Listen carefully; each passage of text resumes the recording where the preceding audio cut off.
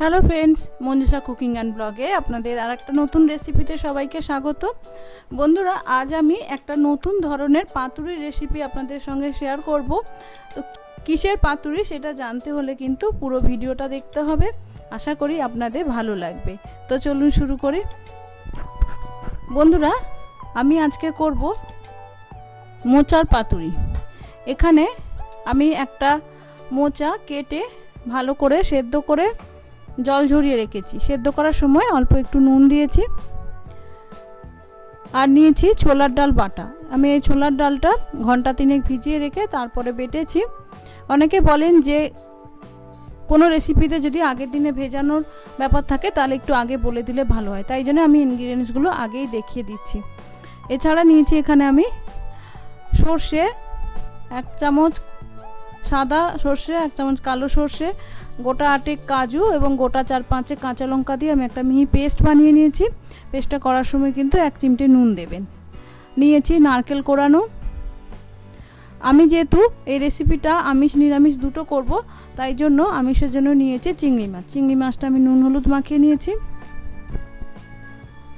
এছাড়া লাগবে নুন, হলুদ, মিষ্টি এবং সর্ষের তেল আর কলা পাতা।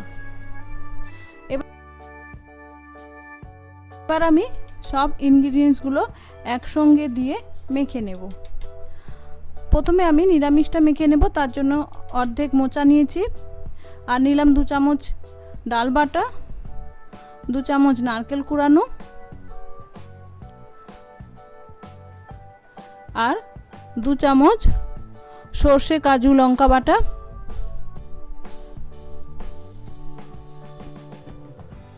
আর দিলাম স্বাদ মতো নুন।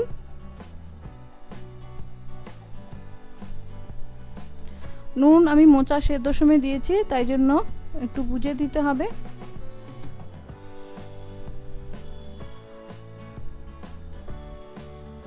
দিলাম হলুদ গুঁড়ো, সামান্য মিষ্টি। এটা যেহেতু মোচা দেওয়া আছে তো মিষ্টি দিলে কিন্তু একটু ভালো লাগবে খেতে। আপনারা যদি মনে করেন মিষ্টি দেবেন না তাহলে স্কিপ করতে পারেন, তবে সামান্য একটু যদি চিনি দেন তাহলে কিন্তু খেতে ভালো লাগবে। এবার দিয়ে দিলাম সর্ষের তেল। এখানে কিন্তু অবশ্যই সর্ষের তেল ব্যবহার করবেন, এই পাতুরি রেসিপিতে কিন্তু সর্ষের তেলই ভালো লাগে খেতে। এবার আমি এগুলো সব একসঙ্গে ভালো করে মিশিয়ে 10-15 মিনিট মতো রেখে দেব, যাতে নুন চিনিটা ভালোভাবে মোচার সঙ্গে মিশে যায়। এবার আমি আমিষটা মেখে নেব। তার জন্য যে বাটিতে আমি ডাল বাটা রেখেছিলাম সেখান থেকে কিছুটা ডাল বাটা আমি সরিয়ে রেখেছি, কারণ এতটা লাগবে না। এবার আমি একে একে বাকি ইনগ্রিডিয়েন্টসগুলো দিয়ে মেখে নেব। বন্ধুরা, এই মোচার পাতুরিটা আমি এই গতকাল জামাই ষষ্ঠীর দিন করেছিলাম। তো আমার কর্তা তো খেয়ে বুঝতেই পারেনি যে আমি এটা কিসের পাতুরি করেছি। অনেকক্ষণ খেয়েও বুঝতে পারলো না যে এটা কিসের। মানে বন্ধুরা, আপনি যদি গেস্টদের না বলে দেন যে এটা কিসের করেছেন তাহলে কিন্তু তারা বুঝতেই পারবে না। এত টেস্টি হয় খেতে, এত দারুণ স্বাদ হয় যে বলার নয়। এবার আমি চিংড়ি মাছগুলো দিয়ে দিলাম, কারণ এটা আমি আমিষ করব। চিংড়ি মাছের সাইজগুলো মোটামুটি আমি যেরকম দিলাম সেরকমই রাখার চেষ্টা করবেন। বেশি বড় হলে কি হবে, সেদ্ধ হতে সময় লাগবে বা সেদ্ধ একটু কাঁচাও থেকে যেতে পারে, তাই জন্য আমি এইরকম সাইজের চিংড়ি মাছ নিয়েছি। এর থেকে ছোট হলেও ক্ষতি নেই, কিন্তু বড় না হয় ভালো। এবার আমি নুন, হলুদ, মিষ্টি, সর্ষে তেল সমস্ত কিছু দিয়ে এটাও আমি মেখে 10-15 মিনিট মতো রেখে দেব।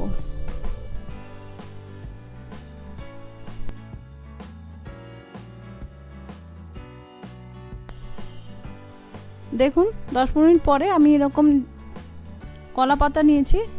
আমি একটু নরম কলা পাতা নিয়েছি, যাতে আমি যখন এটা ভাঁজ করব বাঁধবো যাতে ছিঁড়ে না যায়। ভালো করে ধুয়ে নিয়েছি। আপনারা যদি এরকম কচি কলা পাতা না পান তাহলে গ্যাসে আঁচে একটু সামান্য সেঁকে নেবেন, তাহলে দেখবেন নরম হয়ে যাবে। এবার আমি পাতুরিটা এভাবে মাঝখানে দিয়ে দিচ্ছি। খুব বেশি দেওয়া যাবে না, বেশি দিলে কিন্তু ফোল্ড করা যাবে না। দেখুন আমার মনে হচ্ছে আমার একটু বেশি হয়ে গেছে, তাই জন্য আমি একটুখানি কমিয়ে দিলাম, কারণ এতে যেহেতু ডাল আছে পরে কিন্তু এটা ফুলবে, ফুলে কিন্তু বড় হয়ে যাবে। এভাবে আমি যেরকম পাতুরি করি, আমরা পাতুরি বাঁধি সেরকমভাবে বেঁধে নেব।